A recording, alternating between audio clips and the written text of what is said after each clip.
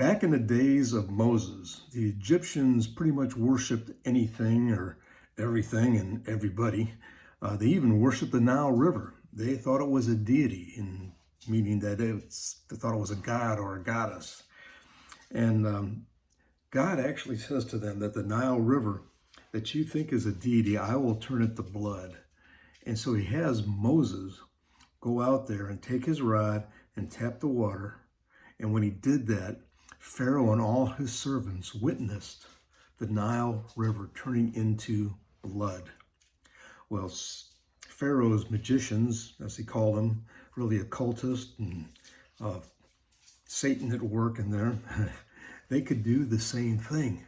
And all this did was make Pharaoh's heart harder towards God. See, Satan loves to use imitation. He loves to throw us off. He loves to throw you off, and thinking that he is really the true God, when in fact, he's just an imitator. I want to talk to you about that today in your morning cup of inspiration. See, Satan loves using imitation.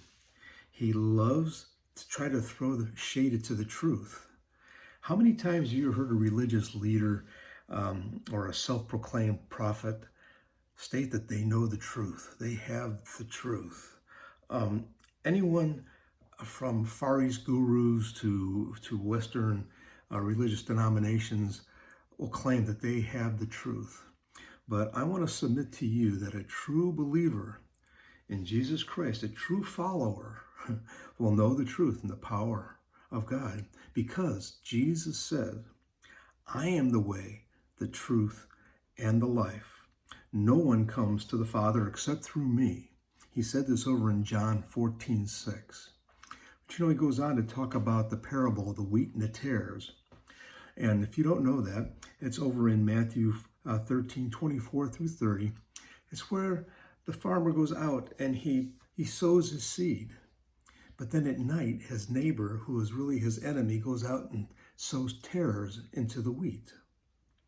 So when the wheat starts to grow and starts to blossom, his servants come to him and said, Master, if you put bad seed out there, there's tares in here. And he said, no. He knew it was the enemy. His enemy had done that, had planted the tares with the wheat. So he told them to wait until the final harvest. That way he can pull them out and separate the wheat from the tares. Because the tares, if you take it out now, is going to uproot all the wheat. Just like the judgment day is going to happen.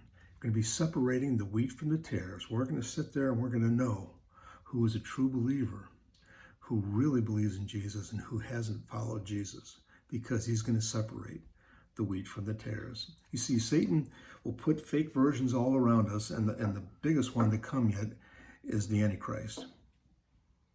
But the Bible tells us over in Matthew 7:20, by their fruits you will know them. So in the end, the real believers in Jesus was going to be determined at Judgment Day, and we're going to see who the true believers really are. God bless you. I look forward to seeing you again for another morning cup of inspiration. Have a wonderful day.